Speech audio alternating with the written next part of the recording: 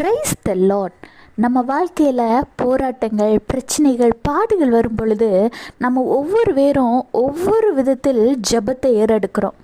ஒரு சிலர், ஆண்டவரே இந்த போராட்டங்களை தாண்டி வரக்கூடிய பலத்தை தாங்கன்னு கேட்பாங்க. இன்னும் ஒரு சிலர், எனக்கு எதிராக செயல்படுகிற இந்த சத்ருவாய் சாத்தானி கிரியைகளை நிர்மூலமாக்குங்கன்னு ஜெபிப்பாங்க.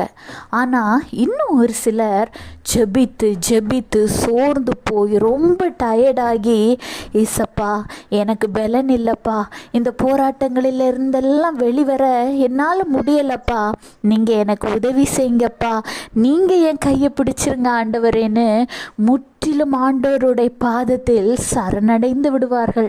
இன்றைக்கு உங்கள் வாழ்க்கையில் இருக்கிற ஏதோ ஒரு போராட்டத்தின் மத்தியில் ரொம்ப உடஞ்சி போய், ரொம்ப சோர்ந்து போய், முழுவதும் ஆண்டவர் பாதத்தில் விழுந்து, நீங்கள் எனக்காக போராடுங்க, எனக்கு பலன் இல்லை, என்னால் எதுவும் பண்ண முடியாது அப்படின்னு சொல்கிற பிள்ளைங்களா நீங்கள்?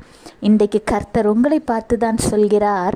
யாத்திராகமம் 23:20, வழியில் உன்னை காக்கிறதற்கும் நான் ஆயத்தம் பண்ணின ஸ்தானத்துக்கு உன்னை கொண்டு போய் சேர்க்கிறதற்கும் இதோ நான் ஒரு தூதனை உனக்கு முன்னே அனுப்புகிறேன்.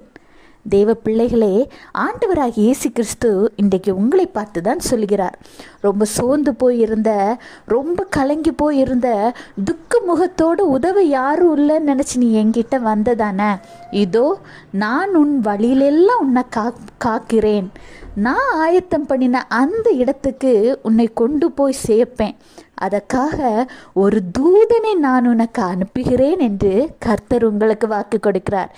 சந்தோஷமாக எழும்பி நில்லுங்க, உங்கள் கண்ணீரெல்லாம் தொடச்சிருங்க, ரொம்ப சந்தோஷமாக இருங்க. கர்த்தர் உங்களுக்கு ஒரு தூதனை அனுப்பியிருக்கிறார். அவர் உங்களுக்காக யுத்தம் செய்வார்.